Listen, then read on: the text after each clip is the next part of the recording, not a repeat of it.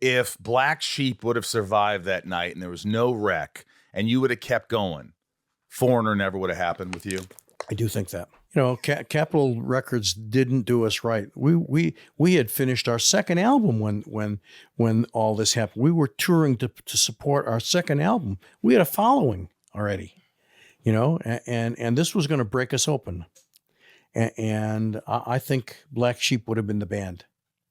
Really? I do. The band's very good. Very good. Great players. We had our own sound. And you would have been okay if that would have happened. Yeah. Have you ever heard any Black Sheep music? Yeah. And it was good band getting better. And you could see the growth between two albums. Wow.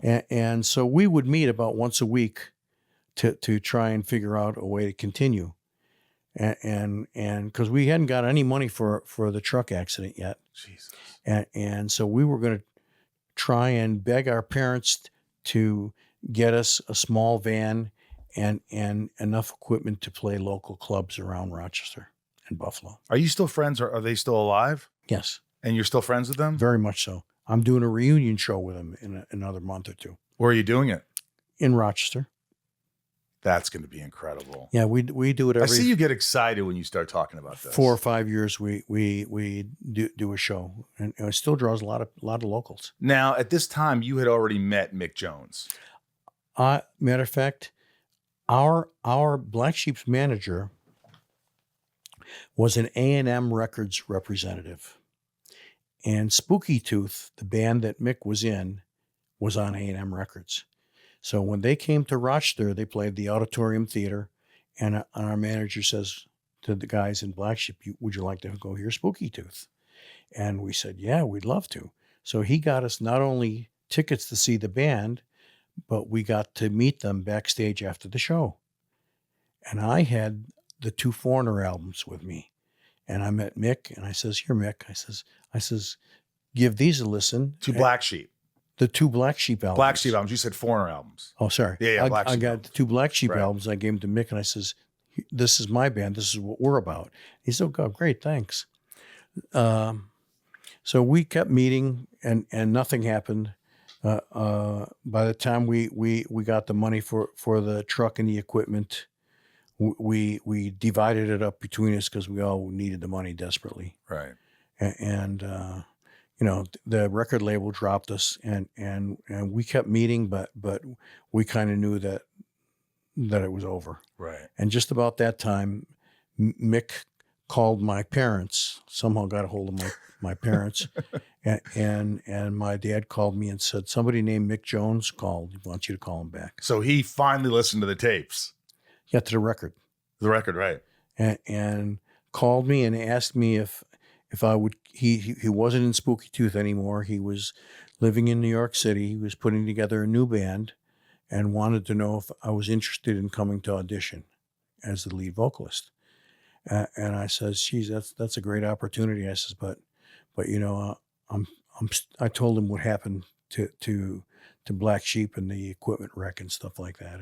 And I told him I still believed in the band's ability to make great music, and we may be all done. I'm not sure yet, but I couldn't come to New York in good conscience without knowing that whatever I was doing here was done. Right.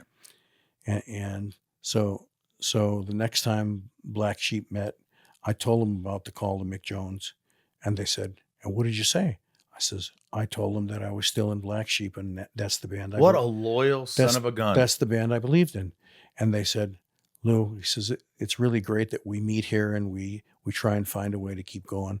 But we all know it's over. Why don't you go audition and at least one of us will make it further than we've been. So if it wasn't for those guys sort of giving you the okay, I wouldn't have done it. That loyal. Yeah.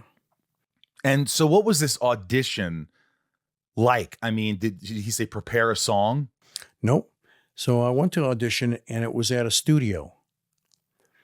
And they had 3 or 4 songs recorded with no vocals. And they had been auditioning people right along.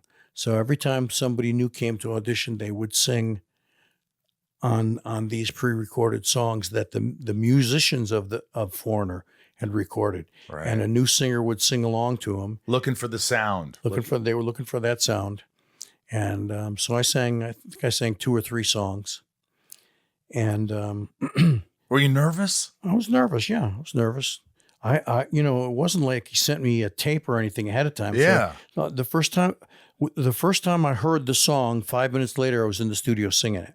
And you just had the lyrics in front of you. Yep. So it was a little stiff, Jeez. but I was ad-libbing a little bit and trying to make it seem like Those Lou things. yeah, you do. trying to make it seem like I've been singing it forever and stuff, So at the end of the day, Mick goes, "Want to come over to my apartment and have dinner?" I said, "Sure." So I went over and met his wife and had a nice dinner, and then we went over to the corner of his living room where he had a little amp and a little keyboard set up and stuff, and he started playing the song that he was working on, What was that song? "Long, Long Way from Home." Wow. And so he started to sing me the melody a little bit, and he says, "Oh, that's all I've got." He said, "I don't have any words or anything." So I had my steno pad with me, and we listened to it a couple times, and I started writing down words, and I kind of started singing the melody to his guitar chords, and then he'd jump in and suggest a little phrase, and we incorporate that, and then we cracked the title, and by the end of the evening, that song was complete. Now, were you guys drinking? Were you having a little pot? Yeah. You were a little high? A little bit. Loose? Yes. And you felt good when you left that house? Not blotto, just a little bit, And when I left that apartment to go back to where I was staying, I felt good.